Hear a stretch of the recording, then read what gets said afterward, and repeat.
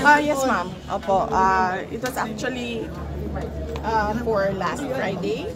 Ready na kami last Friday para pumunta dito. But the budget sponsor decided to defer it until Tuesday morning. So ngayon yun. Ang present ng budget ng Office of the Vice President at pag-defend ng approved sa DBM under the National Expenditure Program. Just like last time, ma'am, kayo lang din ang mag-isang humarap ngayon sa budget hearing po ng OVP.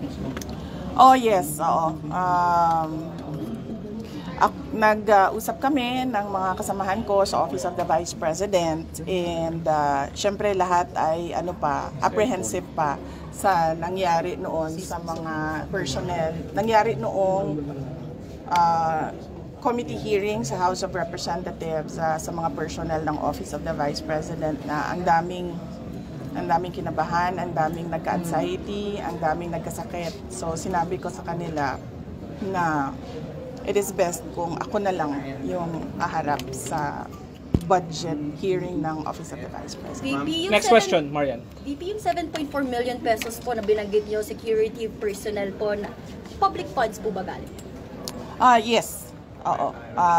Napakaklaro nun, no, na wala akong ginamit para sa akin, para sa Vice President, na pera ng gobyerno para sa mga biyahe ko overseas. Ang merong china-charge sa Office of the Vice President ay yung security at decision yon ng Armed Forces of the Philippines kung magpapadala, ilan at kung sino. At yung pangalawa ay yung sa Office of the President, Office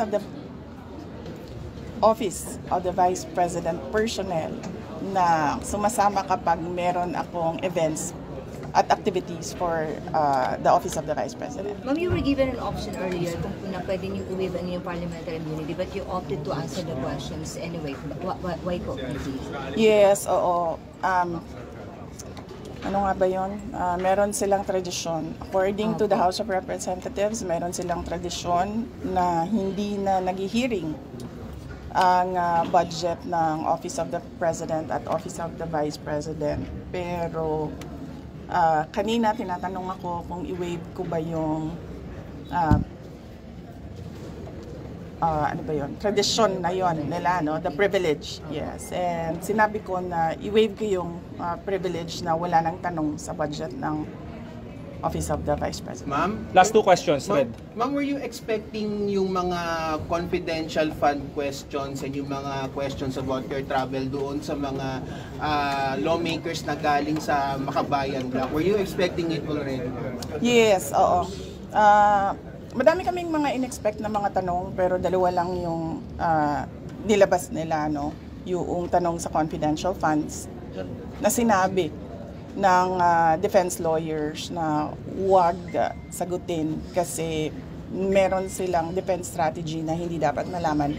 Ma'am, pero yun nga ma'am, you expected po ma'am na parang dalawa lang yung Makabayan pero yung minority po ma'am had to offer your privilege, parang nirespect nila na hindi nila sila magtatanong. So ano po reaction po niyo na yung almost all of the minority block po ma'am hindi na rin po nagtanong aside from ng Makabayan?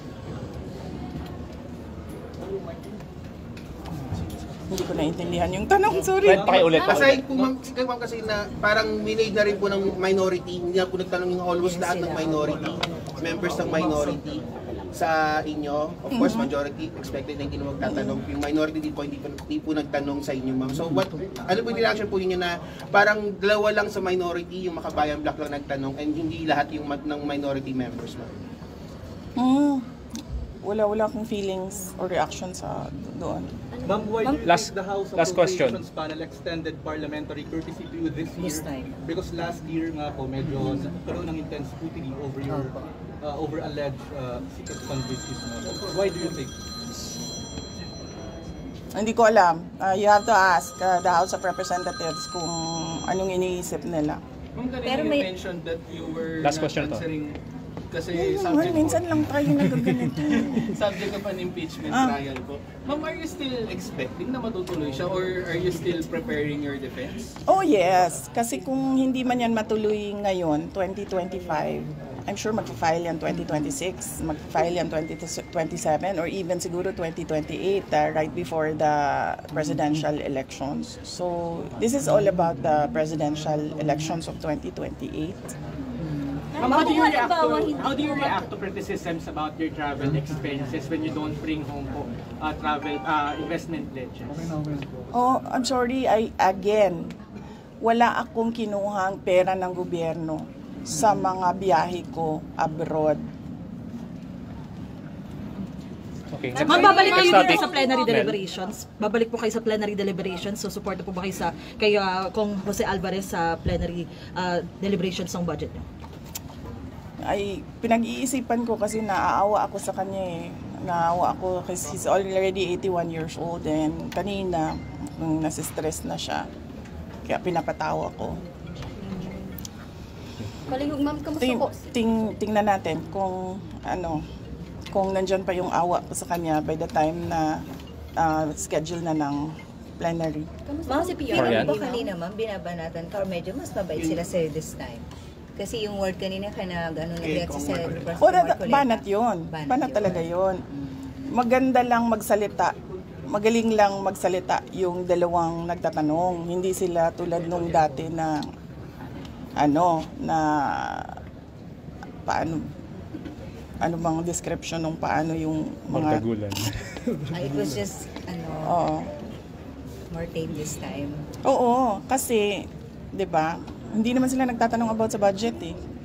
Nagtatanong sila about sa confidential funds at sa travel. Eh sinabi ko na nga wala naman akong kinuhang pera ng gobyerno para bumili ng ticket, humingi para sa hotel, para sa representation per dime, wala naman akong kinuha sa gobyerno. Ma'am, were you expecting an atmosphere a while ago na gano'n na magiging scenario or you prepared for a more intense sagutan sana kung sakali? Were you surprised na gano'n lang kanina?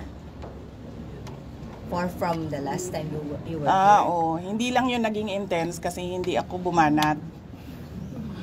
Last time kasi, bumabanat ako kaya naging intense siya. So kanina, naisip ko, pamanatan ko ba ito sila o hindi?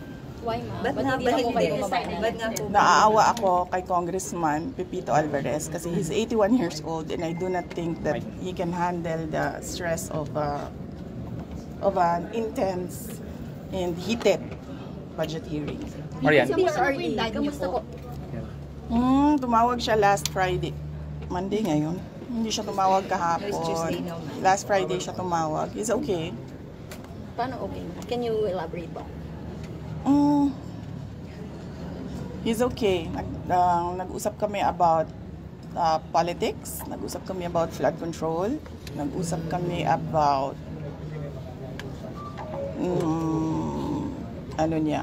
love life niya. So updated po siya sa mga nangyayari ngayon, like nabanggit niyo nga po flood control issue. Ano pong nasasabi niya?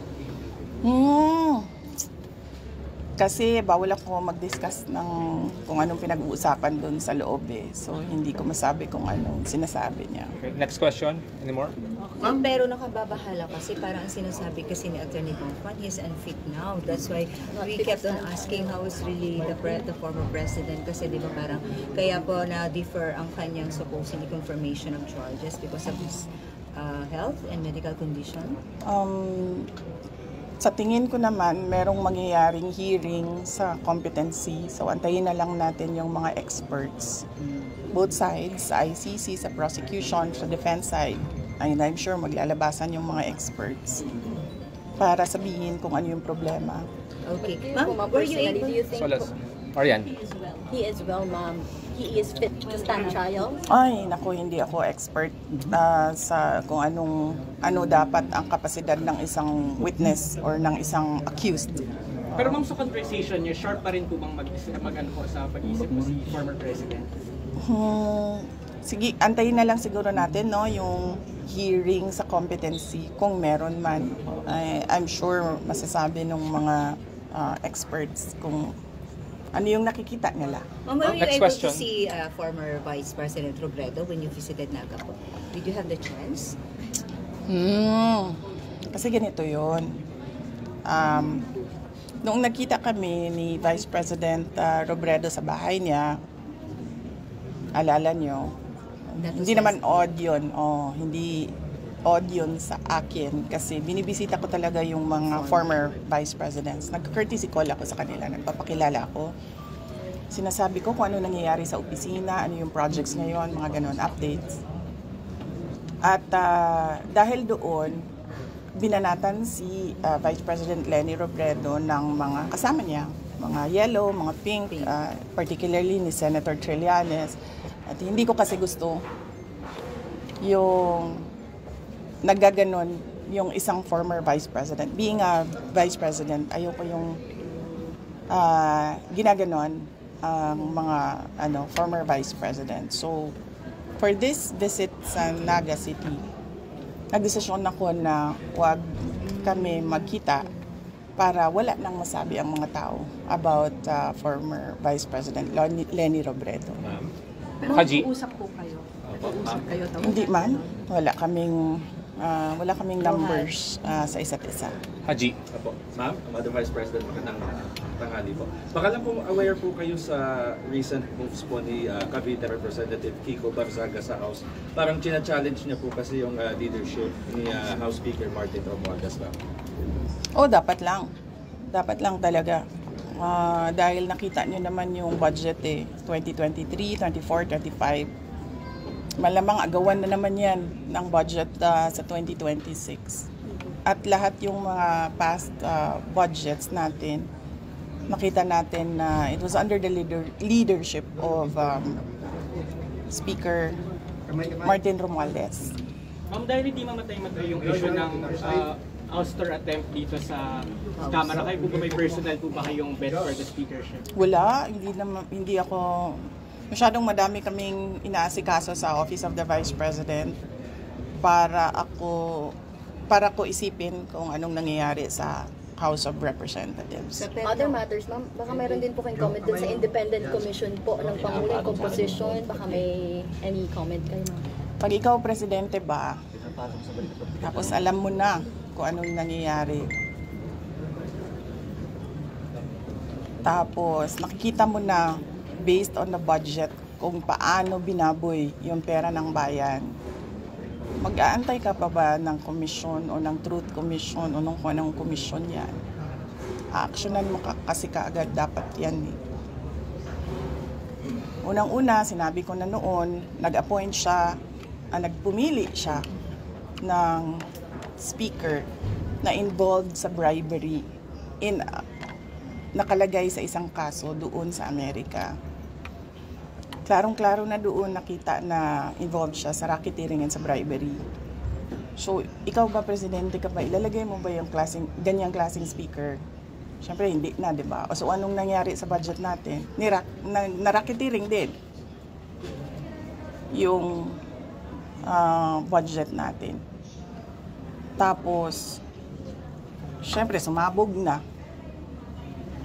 Hindi ako makapagsalita sa Department of Public Works and Highways, pero makapagsalita ako sa DepEd kung anong nangyari.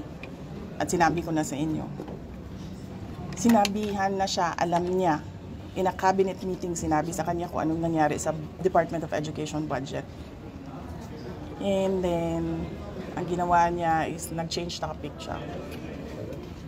So, anong pa bang komisyon, anong truth commission, anong investigative body pa ang kailangan mo? Nandyan na yung budget, nakikita natin kung paano siya kinuha. Diba dapat nun, diretso mo na gawin, tanggalin mo na yung speaker mo, ayusin mo na yung, sabihan mo na yung mga kaalyado mo sa House of Representatives, ayusin niyo yung budget, tapos panagutin mo na yung mag-lifestyle check ka na dyan sa mga congressman at sa mga staff nila. Dami dyan, may bahay sa abroad. Diba? Masyado siyang hindi niya alam kung anong gagawin at masyado siyang mabagal gumalaw. Nagmamadali ang Pilipinas eh. Pero alam niya lahat ito, ma'am.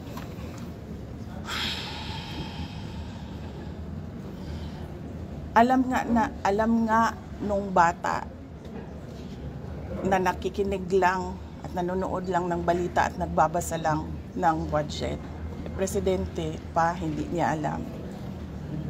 Pero ma'am, di ba too little too late na po ba yung ginawa ni BBM, and of course, dapat po ba talagang kasuhan na si Speaker and si Sandy ko sa mga ginawa nila? Actually, hindi na nga siya too little too late eh. Nothing na nga siya eh. Nothingness na ang ginagawa ngayon. Ma'am, kaso, the Speaker was your campaign manager in 22. Were you not aware of these issues before? Hindi naman siya naging speaker noon eh. Ay, hindi ma'am. I mean yung bribery po, kasi na-mention niyo yung bribery, alleged bribery. Were you not aware during the 22 campaign? I do not remember the exact time kung kailan ko nalaman yung case doon sa United States kung saan nabanggit yung pangalan niya sa pagtatanggap ng bribery for the cases that were filed here in the Philippines. Pero hindi naman kasi ako ang pumipili ng speaker eh. Ang pumipili ng speaker ay ang presidente. At naging campaign manager lang naman siya by default eh, kasi siya yung president ng partido ng Lakas. Ma'am, yung umuupo Any more questions? po sa Senate, ma'am. Senate po, ma'am. Sa Senate. Ano naman? Hindi naman tapos yan. Ate Chris. Meron na namang Senate. Sinabi niya ni SP kahapon, napaka na lang daw ito ng minority. Kaya medyo napikong si Senator Bato. Nagkaroon ulit ng heated argument yesterday. Hindi ko rin sinusundan kung anong nangyayari sa Senate. Pero nandun ako bukas, sabihan niyo yung mga kaibigan niya sa Senate. Hindi for budgeteering. Meron lang akong bibisitahin na senador. Sino po, ma'am? Ay, hindi ko pala banggitin yun kasi baka tumagal ako doon. Mamadali ako. May isa lang. Si Senator Amy, ma'am. Hindi. Hindi si Senator Amy. Senator Amy, katext ko yan araw-araw. Senator Robin. Hindi si Senator Robin. Magkikita kami sa rally sa Japan. May rally kami doon. Ay, tuloy yun, ma'am, yung 20 at 21 po. All right, so bago na tuloy kayo. Thank you. Thank you very much, Thank you. Ma'am, thank you po, ma'am. Thanks, Thank you po.